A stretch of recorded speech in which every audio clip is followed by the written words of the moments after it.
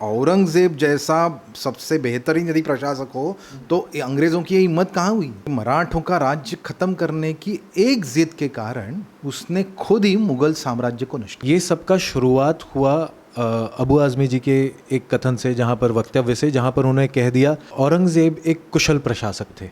व्यक्तिगत रूप में वो बहुत डिसिप्लिन था, बहुत ही सादा उसका व्यवहार था वो व्यक्तिगत जीवन में। लेकिन प्रशासन जिसको बोलते हैं, तो यदि हमको ये देखना है कि औरंगज़ेब जिस काल में सत्ता पे आया 1659 में वो आया, उसके पहले वो दक्कन या अलग अलग विभाग में सूबेदार वगैरह था। लेकिन उसके पहले अकबर से लेके अकबर, जहांगीर और शाहजहां, यदि इन लोगों का प्रशासन और इन लोगों का उत्तर हिंदुस्तान में पूरा का पूरा फैला हुआ साम्राज्य देखेंगे तो वही औरंगज़ेब को मिला है। उसने खुद जीरो से शुरुआत करके इतना बड़ा साम्राज्य निर्माण किया है, ऐसे तो कोई इतिहास में बात सामने नहीं आई। यदि बात प्रशासन की करूँ तो 1659 से लेके 1707 में वो गुजर गए।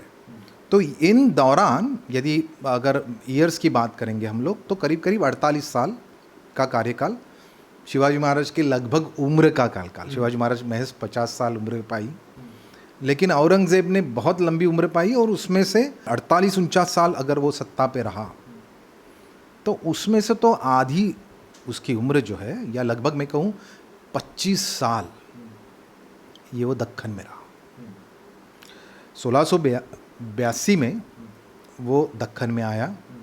उसका जो पुत्र था अकबर शहज़ादा, उसके पीछे, और फिर मराठों का और नीचे दक्कन में सभी कुतुब शाह थे, बीजापुर के आदिल शाह थे, इन सबको करके पूरा दक्कन मुग़लों के साम्राज्य को जोड़ना ये उसकी मनीषा थी।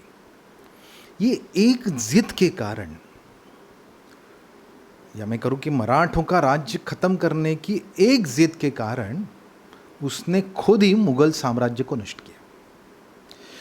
तो ऐसे इंसान को हम लोग सर्वश्रेष्ठ प्रशासक कैसे बोल सकते हैं?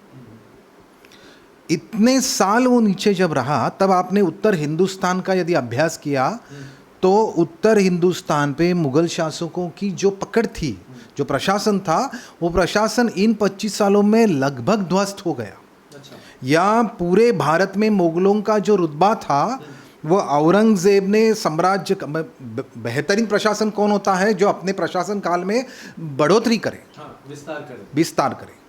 इसने उन 25 सालों में मराठों को ख़त्म करने के लिए, हिंदवी स्वराज्य को ख़त्म करने के लिए जो किया, उसमें वो खुद ख़त्म हो गया। मतलब खुद अंतिम समय तो उसका मराठों के राज्य में ही गया, क्योंकि वो यहाँ पे ही नगर में ही गए।